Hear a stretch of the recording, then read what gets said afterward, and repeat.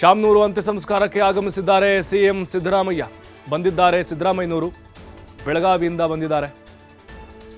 ಅಲ್ಲಿ ಸದನದಲ್ಲೂ ಕೂಡ ಸಂತಾಪವನ್ನು ಸೂಚಿಸಿದ್ರು, ಅವರ ಗುಣಗಾನ ಮಾಡಿದ್ರು. ಡಿಸಿಎಂ ಡಿಕೆ ಶಿವಕುಮಾರ್ ಬಂದಿದ್ದಾರೆ. ಎಎಸ್ ಅಧ್ಯಕ್ಷ ಮಲ್ಲಿಕಾರ್ಜುನ ಖರ್ಗೆ ಕೂಡ ಆಗಮಿಸಿದ್ದಾರೆ. ಶಾಮನೂರು ಅಂತಿಮ ದರ್ಶನವನ್ನು ಪಡೆದುಕೊಂಡಿದ್ದಾರೆ ನಾಯಕರು. ಸದನದಲ್ಲೂ ಕೂಡ ಸಂತಾಪವನ್ನು ಸೂಚಿಸಿದ್ರು, ಅವರನ್ನು ಹಾಡಿ ಹೊಗಳಿದ್ರು, ಅವರ ಸಾಧನೆಗಳನ್ನು ಕೂಡ ಬಣ್ಣಿಸಿದ್ರು. ಮುಖ್ಯಮಂತ್ರಿ ಸಿದ್ದರಾಮಯ್ಯನವರು ಈಗ ದಾವಣಗೆರೆಗೆ ಆಗಮಿಸಿದ್ದಾರೆ ಅಂತ್ಯ ಸಂಸ್ಕಾರದಲ್ಲಿ ಭಾಗಿಯಾಗಲಿಕ್ಕೆ. ಅಂತಿಮ ದರ್ಶನ ಕೂಡ ಡಿಸಿಎಂ ಹಾಗೆ ಖರ್ಗೆ ಅವರ ಜೊತೆಗೆ ಪಡೆದುಕೊಂಡಿದ್ದಾರೆ.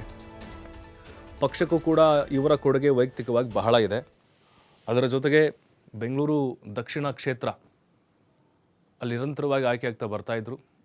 ನೋಡ್ತಾ ಇದ್ದೀವಿ, ಸಿದ್ದರಾಮಯ್ಯನವರು, ಡಿ ಕೆ ಶಿವಕುಮಾರ್ ಹಾಗೂ ಎಐಸಿಸಿ ಅಧ್ಯಕ್ಷ ಮಲ್ಲಿಕಾರ್ಜುನ ಖರ್ಗೆ ಅವರು ಅಂತಿಮ ಸಂಸ್ಕಾರದಲ್ಲಿ ಪಾಲ್ಗೊಳ್ಳೋಕ್ಕೆ ಬಂದಿದ್ದಾರೆ. ಆಲ್ರೆಡಿ ಅಂತಿಮ ದರ್ಶನವನ್ನು ಕೂಡ ಪಡೆದಿದ್ದಾರೆ.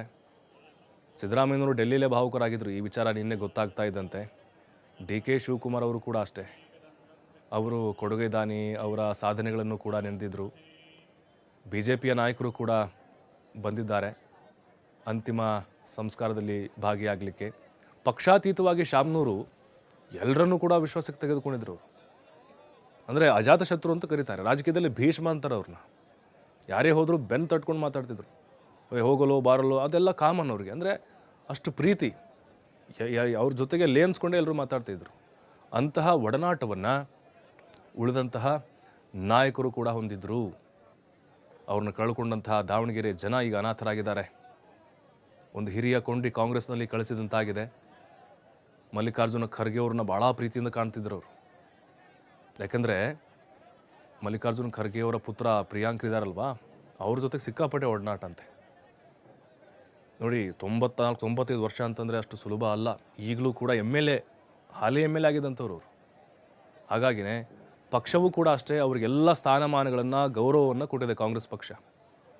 63ನೇ ವಯಸ್ಸಿಗೆ MLA ಆಗಿದ್ದವರು. ರಾಜಕಾರಣದ ಆಸೆ ಅವ್ರಿಗಿರಲಿಲ್ಲ, ಆದರೆ ಜನ ಅವ್ರನ್ನ ಬಿಡಲಿಲ್ಲ. ರಾಜಕಾರಣಕ್ಕೆ ಬರಲೇಬೇಕು ಅಂತೇಳಿ ಮನೇಲಿ ಕೂತ್ಕೊಂಡು ಗೆಲ್ಲಿಸ್ತಿದ್ರು ಅವ್ರನ್ನ. ಅಂದರೆ ಪ್ರಚಾರಕ್ಕೆ ಹೋಗ್ತಾ ಇರಲಿಲ್ಲ ಅವರು. ಅಂದರೆ ಜನರು ಅವ್ರ ಮೇಲೆ ಅಷ್ಟು ವಿಶ್ವಾಸ, ಗೌರವ ಇಟ್ಟು, ಮತ್ತು ನಮ್ಮ ನಾಯಕರು ಕೆಲಸ ಮಾಡ್ತಾರೆ ಅನ್ನುವಂಥ ಒಂದು ನಂಬಿಕೆ ಇತ್ತು. ಹಾಗಾಗಿ ಈಗ ಸದನವನ್ನು ಕೂಡ ನಾಳೆಗೆ ಮುಂದೂಡಿದ್ದಾರೆ. ಹಾಗಾಗಿ ಅಲ್ಲಿ ಸಿದ್ದರಾಮಯ್ಯನವರು, DK ಖರ್ಗೆ ಅವರು ಕೂಡ ಬಂದು ಅಂತಿಮ ದರ್ಶನವನ್ನು ಪಡೆದಿದ್ದಾರೆ. ಇನ್ನೇನು ಕೆಲವೇ ಕ್ಷಣಗಳಲ್ಲಿ ಅಂತ್ಯ ಸಂಸ್ಕಾರ ನಡೆಯುತ್ತೆ. ಮಣ್ಣಲ್ಲಿ ಮಣ್ಣಾಗಲಿದ್ದಾರೆ ಶಾಮನೂರು ಶಿವಶಂಕರಪ್ಪನವರು. 2004ರಲ್ಲಿ ದಾವಣಗೆರೆ ವಿಧಾನಸಭಾ ಕ್ಷೇತ್ರದಿಂದ ಆಯ್ಕೆ ಆಗ್ತಾರೆ. ಕ್ಷೇತ್ರ ಪುನರ್ವಿಂಗಡಣೆ ಆದಮೇಲೆ ದಾವಣಗೆರೆ ದಕ್ಷಿಣ ವಿಧಾನಸಭೆಗೆ ಆಯ್ಕೆ ಆಗ್ತಾರೆ. ಆಮೇಲೆ 2008, 13, 18, 23ರಲ್ಲಿ ನಿರಂತರವಾಗಿ ಆಯ್ಕೆ ಆಗ್ತಾರೆ. ಬಹುಶಃ ಅವರೇನಾದರೂ ಸಣ್ಣ ವಯಸ್ಸಿಗೆ ರಾಜಕೀಯಕ್ಕೆ ಬಂದಿದ್ದರೆ ಹಿಸ್ಟ್ರಿ ಕ್ರಿಯೇಟ್ ಮಾಡ್ತಾಯಿದ್ರು ಅವರು. ಒಂದು 15 ಬಾರಿ MLA ಆಗಿಬಿಡ್ತಾಯಿದ್ರು ಅಂತ ಅನಿಸುತ್ತೆ. ಈಗ 6 ಬಾರಿ ಆಗಿದ್ದರು, 1 ಬಾರಿ MP. ಅದು 63ನೇ ವಯಸ್ಸಿಗೆ ರಾಜಕೀಯ ಅಂದರೆ MLA ಆಗಿದ್ದವರು. ಹಾಗಾಗಿನೇ ಅವರ ಮತ್ತು ಸರಳ ಜೀವನ ಹಾಗೇ ಇತ್ತು. ಶಿಸ್ತುಬದ್ಧಂಥ ಜೀವನ ಅದು.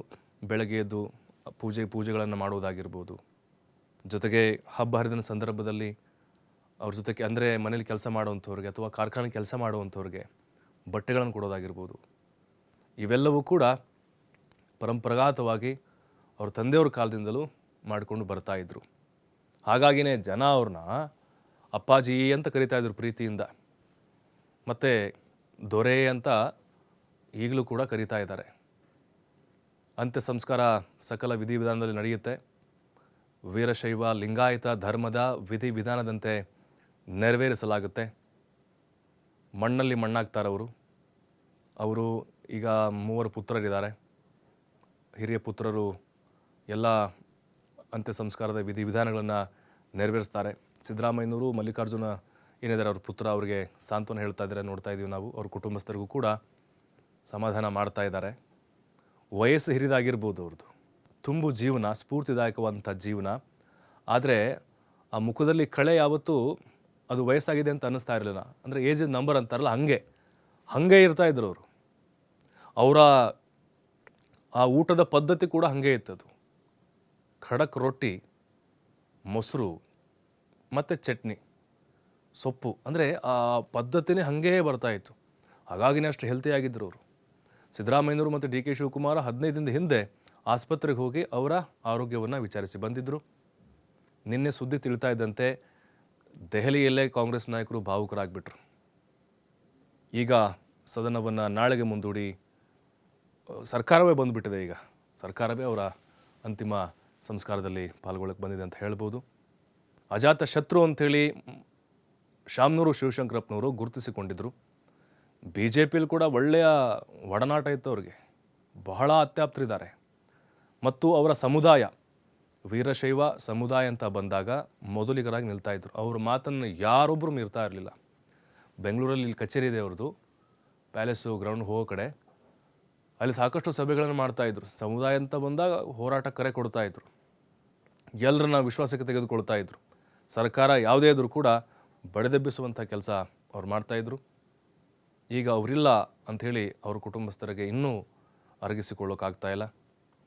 ಅಂತಿಮ ದರ್ಶನ ಮಾಡ್ತಾ ಇದ್ದಾರೆ ಕಾಂಗ್ರೆಸ್ನ ಹಿರಿಯ ನಾಯಕರು ಕೂಡ. ಹಾಲಿ MLAಗಳು, MLCಗಳು, ಮಾಜಿ ಶಾಸಕರು, ಸಂಸದರು ಎಲ್ಲರೂ ಬಂದಿದ್ದಾರೆ. ಕಾಂಗ್ರೆಸ್ನಲ್ಲಿ ಒಂದು ಆಲದ ಮರ ಅವರು. ಈಗ ಅವ್ರನ್ನ ಕಳೆದುಕೊಂಡು ಕಾಂಗ್ರೆಸ್ ನಾಯಕರು ಕೂಡ ಬಡವರಾಗಿದ್ದಾರೆ ಅಂತ ಹೇಳ್ಬೋದು. ಕಂಬನಿಯನ್ನು ಮಿಡಿತಾ ಇದ್ದಾರೆ. ಜೊತೆಗೆ ಮಧ್ಯ ಕರ್ನಾಟಕ ಭಾಗದ ಒಬ್ಬ ಪ್ರಭಾವಿ ನಾಯಕರಾಗಿದ್ದಾರೆ. ದಾವಣಗೆರೆಯಲ್ಲಿ ಪವರ್ಫುಲ್ ನಾಯಕರಂದರೆ ಶಾಮನೂರು ಶಿವಶಂಕರಪ್ಪನವರು, ಮೊದಲಿಗರವರು. ಜೊತೆಗೆ ಟಿಕೆಟ್ ವಿಚಾರದಲ್ಲೂ ಕೂಡ ಹಾಗೆ, ಅವ್ರು ಯಾರಿಗೆ ಟಿಕೆಟ್ ಕೊಡು ಅಂತ ಹೇಳ್ತಾರೋ ಹೈಕಮಾಂಡ್ ಕೂಡ ಕಣ್ಣು ಮುಚ್ಕೊಂಡು ಕೊಡ್ತಾ ಇತ್ತು.